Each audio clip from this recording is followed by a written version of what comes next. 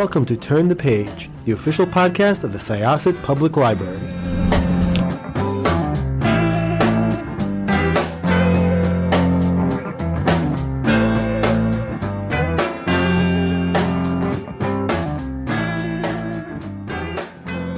Welcome to Turn the Page podcast. This is Jessikah, and we are welcoming back an awesome guest whose books are like the equivalent of candy. They are just so well written and so much fun, and the covers are so beautiful. So I'm going to stop talking about them, and I'm going to let our guest introduce herself and tell us about this book that we'll be talking about today. Hi, Jessikah. I'm Deanna Raybourne. I'm the author of the Veronica Speedwell novels, and my latest release is called An Impossible Imposter. And you're right, the covers do look like candy. I wish I could take credit for them, but I can't. That's all down to the Berkeley Art Department doing beautiful, beautiful things with these covers. But yeah, they are pretty luscious. The series is a Victorian mystery series featuring a butterfly hunter as the main character. She is very much her own woman. And she has a dishy sidekick who accompanies her on her adventures because she stumbles over a lot of dead bodies, you know, as you do. As you do. And I have to say, it's not just the covers that are like candy. Your writing is like candy. It's like the equivalent of like a sweet wine. You know, you sit down. Oh, I love that. It goes down so smoothly. And as you're turning your pages, you're just like, oh, what's going to happen next? Which is beyond delightful, as is Veronica and Stoker. So, okay, this book was interesting, and I don't want to spoil anything. I was going to say, we have to do this without spoilers. No spoilers. This is a spoiler-free zone. But It's funny because just randomly scrolling through Goodreads, they're just like everybody's mind is blown, and my mind is blown as well. This is what number is this in the Veronica? This is number 7. This is number 7. Yeah. And I don't actually read reviews. Oh, they're all good. They're all I feel like those are for readers. That's a chance for readers and booksellers and librarians and, you know, bookstagrammers and everybody else to have conversations. Those things are not written for me, so I don't go in that space. Right. My editor did tell me enough that I know it got a starred review in Library Journal, and I was like, okay, phew.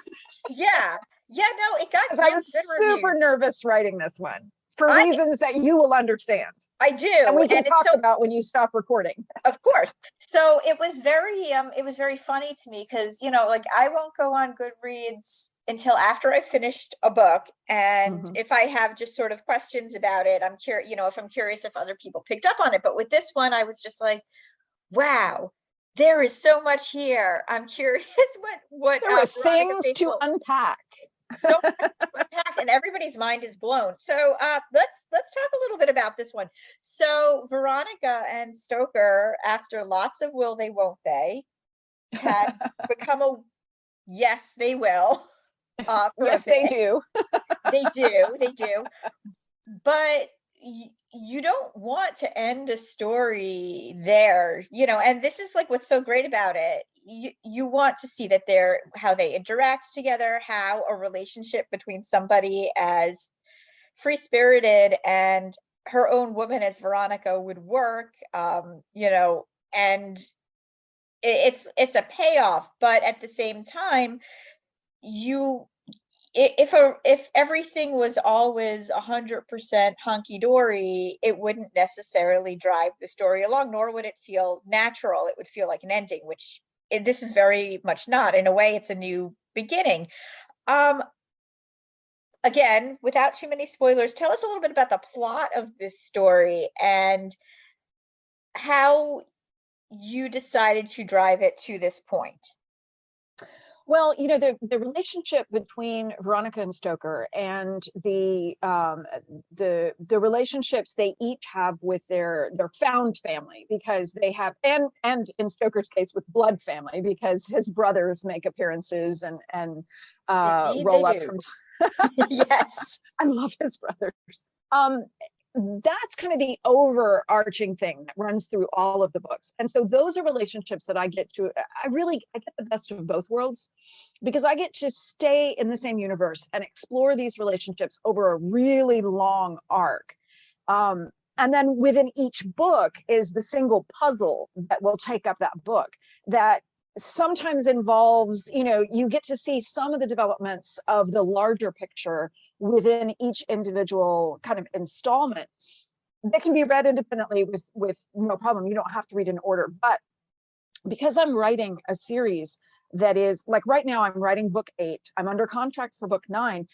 But I don't know how much further we go beyond that, because that's a decision that's really up to my publisher. So, do we do 10? Do we do 20? We don't really know at this point. So I'm trying to look at it with an eye to what would be happening logically to a couple right at this stage in their relationship, but also with an eye to, do I get a chance to tell a lot more of their story down the road when I actually don't know if I will get that chance? So it's a really interesting kind of juggling act where I'm trying to keep all of these things going at one time. In this particular story, Veronica and Stoker are asked to do a favor for Sir Hugo Montgomery, who is the entirely fictitious head of Special Branch in Scotland Yard, which is not fictitious. Special Branch actually existed at this time. And Special Branch is tasked with a lot of, they're kind of a precursor to MI5 or MI6. They are tasked with kind of unusual and very important security. And one of the things they're responsible for is kind of the well-being of the royal family. And because Veronica has this sort of distant, murky connection to the royals, she has been drawn into some of their misadventures. But this is very much about a personal favor that Sir Hugo asks of her. There is a young man who is purporting to be a long lost heir back from the dead, and there's not really a way to prove it one way or the other. But Sir Hugo realizes that in this young man's travels, if he's the real person he's claiming to be, he may have crossed paths with Veronica. And so she may be able to give him a definitive answer. Yes, this is the guy I know. No, it's an imposter. And so he, kind of leans on Veronica and Stoker to do him a favor. And so they hare off to the wilds of the Devonshire moors to check this guy out. I was thinking in a strange way while I was reading this, this whole idea, is this person a lost heir turned up? It almost it seems like a Victorian elder scam in a way, like a grandparent. Well, actually, here's the really fun thing is it is inspired by a real life case that happened in Victorian England. There was a very it made headlines of every newspaper all across the empire. And it was called the case of the Tichborne claimant. And it was very much a similar situation to what I've set up. You have a young man who's lost in a shipwreck. His family's notified that he's dead. They're very sad. Life goes on. And a decade, 2 decades later, someone shows up and says, "Oh, hey, it's me. I'm alive." And, of course, at the time, there's no DNA testing. There's no way to prove that somebody who left home at the age of 20 is not this person who shows up as a 40-year-old making a claim on this estate. And so it absolutely electrified British society and the public in general. Like, everybody took sides. Is this guy telling the truth? Is he an imposter? And it was the news story for quite a long time. It dragged through the courts, and everybody had their opinion about whether he was telling the truth or whether he was just an enormous fraud. And so I thought, ooh, that would be a fun thing to play with. And then it occurred to me that, if this is a person who has supposedly been on the other side of the world, the likeliest person for him to have crossed paths with in my universe is Veronica, because she's a butterfly hunter who travels the world in the course of her work. So that's how that whole thing came about. And it was a great deal of fun to play with. But it also kind of came at a really important juncture in Veronica and Stoker's relationship. And, I never envisioned that their path together was going to be just day one happily ever after, simply because these are two people with, I mean, it's not that they have baggage, it's that they've got massive steamer trunks of baggage, both of them. And that, that can be a tricky thing to navigate, especially when you're in a relationship that is, kind of unconventional by Victorian standards, not out of the realm of possibility, not completely unheard of, but certainly not the norm of what society would expect of you. So that it gave me a chance to play with that at the same time. Yeah, I really liked that. And I think even by non-Victorian standards, I feel like it makes it more real for readers. If it was just, and then they got together, fade to black. First of all, it had been building up for a while. And as you mentioned, these are people with steamer trunks of baggage. But like, relationships are messy, even if your baggage fits in, like, a small purse. Relationships are messy. People are messy. Relationships can be messy. And Veronica always struggles with the fact that she has been independent since she was 18 years old, in a way that many Victorian, the vast majority of Victorian women were not. She has gone out and earned a living. She's traveled the world, and she is a fiercely independent person. And as much as she adores Stoker, which of course she does, they're obviously soulmates. She tells him at one point that they're made of the same stuff. They're quicksilver when everybody else is mud. As much as she adores him, she is absolutely adamant about not losing herself in this relationship. And that's, you read letters and diaries from Victorian women, and there were a lot of women who were actually really worried about that, about, having to take on this secondary role in a relationship and having to put their own talents and their own unique abilities to the side in service of some man. And that's the last thing Veronica Speedwell is ever going to do. It really is. And there, just going back to it, like, there was this really great line in the beginning where she was talking about going for a walk with Stoker, and I'm trying to remember exactly what she said. It was like going for a walk with it was an exotic cat. And no, I cannot remember what kind of exotic cat it was, but it was just, it was just sort of, it was so great. And so it just, so her to say, Stoker's a lot like a tame panther. Yes, there we go. Yeah, he walks around and he's had this aristocratic upbringing, and he has exquisite table manners, and he can dress beautifully, and he knows the difference between addressing a bishop and a papal legate. He would know everything in society. But there's also this extremely, kind of rough and ready side to him, because he's rejected all of that. He ran away and, did his own thing. And he is very much a man who lives by his own lights. And yeah, you never really know when he's going to turn feral again. Pet lynx. That is the term that she uses. Pet lynx. So the way the story unfolds, and this is like, again, I feel like we're skirting around a lot of stuff, and I'm not going to go there. Was it really difficult to decide when you were going to drop certain things? Going back over, like, from the beginning, did you know that things were leading here? You mean from the beginning of the series? Oh yeah. I had an idea that this was going to be a development that cropped up. That I always had an idea of what things were going to cause problems for Veronica and Stoker, and it's a matter of figuring out where to drop which problems, and kind of a logical progression of, okay, who's being the difficult one in this book, because you have to, not every situation is kind of engineered or steered by the same person. Sometimes they get involved in mysteries because it's on Stoker's behalf. Usually it's Veronica saying, hey, let's go and do this thing, because she's very intrepid, she's very curious, she's very dynamic, and Stoker's like, I just want to have a little peace and quiet in my workshop. please, woman. So it's usually Veronica, but then, we've had occasional books where it's been a member of Stoker's family who needs their help, or, Stoker himself in one of the books kind of needs a champion.